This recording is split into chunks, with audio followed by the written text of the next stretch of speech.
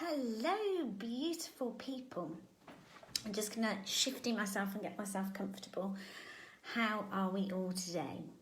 So beautiful souls.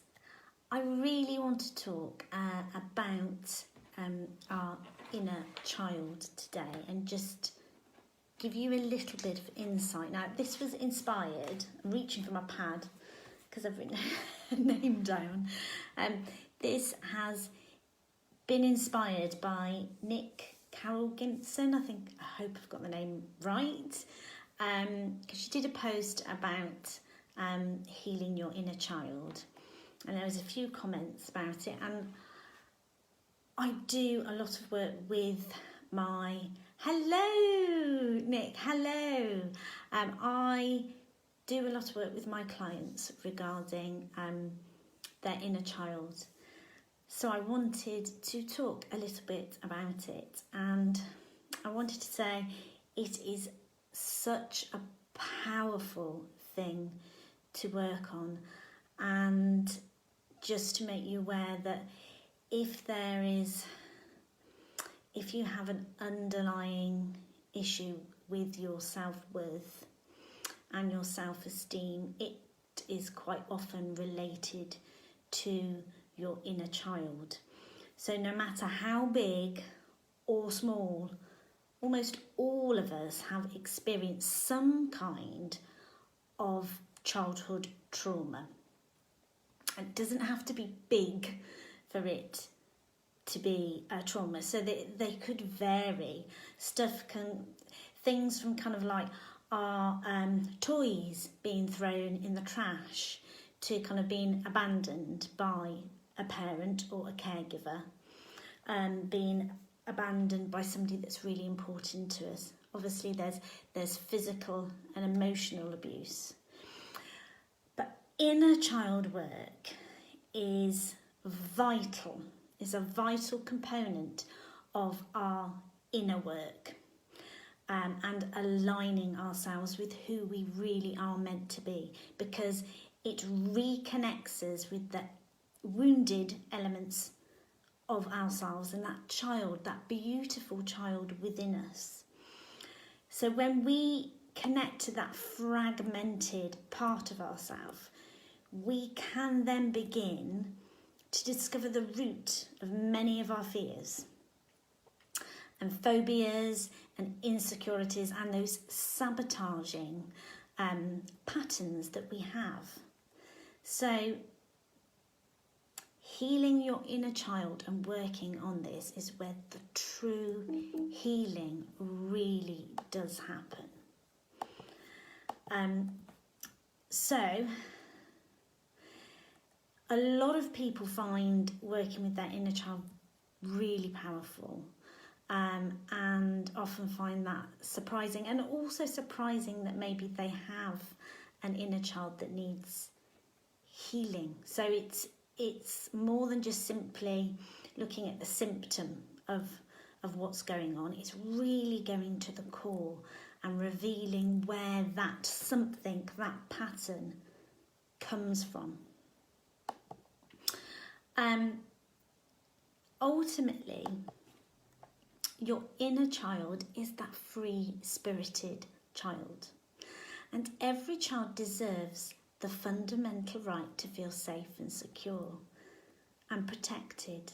But not every child does. And growing up, we all have emotional needs. And our parents have emotional and biological responsibilities, and our family members. And the way that we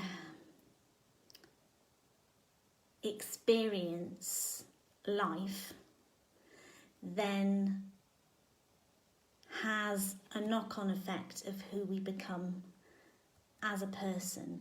And we all are entitled to safety. And safety doesn't just mean physical safety. So it's not just not having, so for instance, if a child kind of is abused physically, yes, that is a childhood trauma, but there is other childhood traumas that are less obvious. Obviously, you've got the requirement of needing food and drink and other essentials, but also emotionally and also spiritually. We need a lot as human beings. So what happens when we don't feel safe as a child? What happens is we feel endangered, and this feeling endangered can last and go into our adulthood. And it creates huge gaping wounds that appears in our psyche. And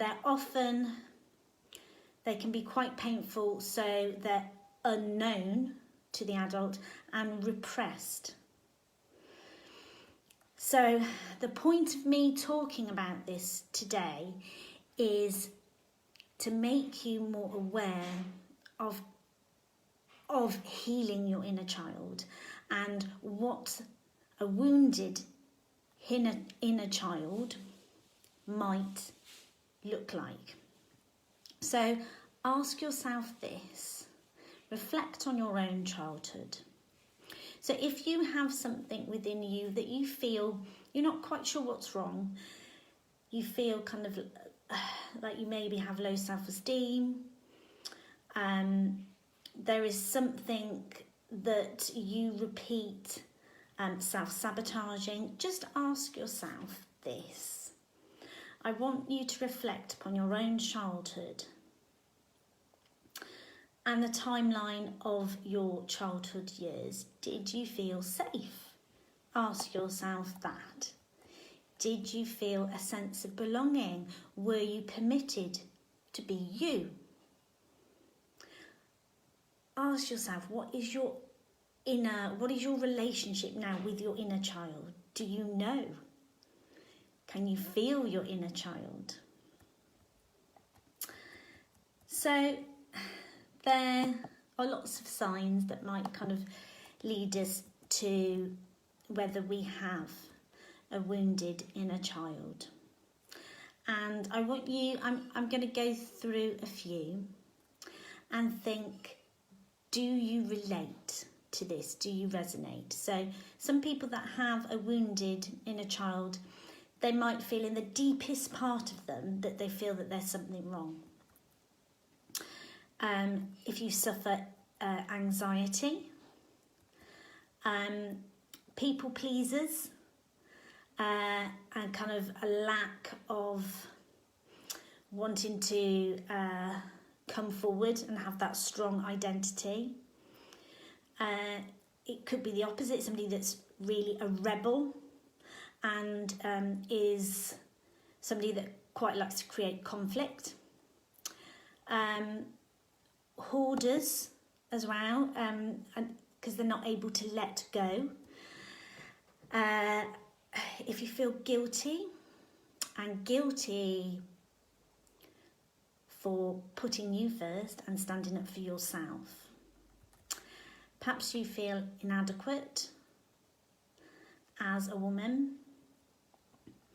Perhaps you feel that you're afraid of things, afraid of believing in you, and you have some limiting beliefs that stop you go forth.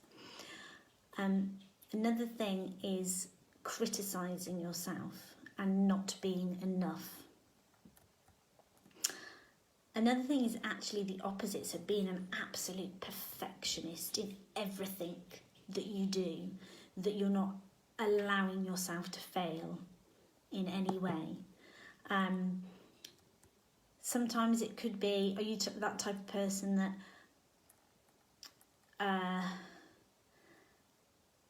starts something and then they can't finish, and they start lots of things and nothing is ever finished, so they don't go through with things. Quite often people that have a wounded inner child are ashamed to express themselves. I'm not saying that this list of things means that you've got to tick everything. It's just certain things on there mean that you need to connect with your inner child, your wounded inner child, and heal that. So, kind of a fear of strong emotions like sadness and anger, and that kind of rarely expressing yourself or rarely getting mad or angry, ashamed of who you are, a distrust in people is another thing, addictive personalities, so alcoholics, drug abuse, they often have a wounded inner child.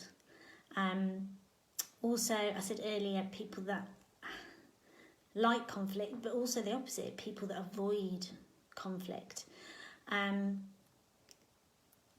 Also, people that are kind of like to be on their own and tend to avoid other people. And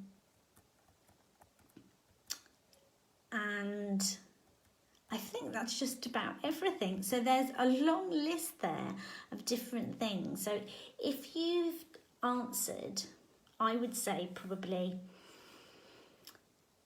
10 yeses to some of those things I've said, then you definitely could benefit from working with your inner child. Now, that list that I kind of went through, I'm sure we tick at least one of those.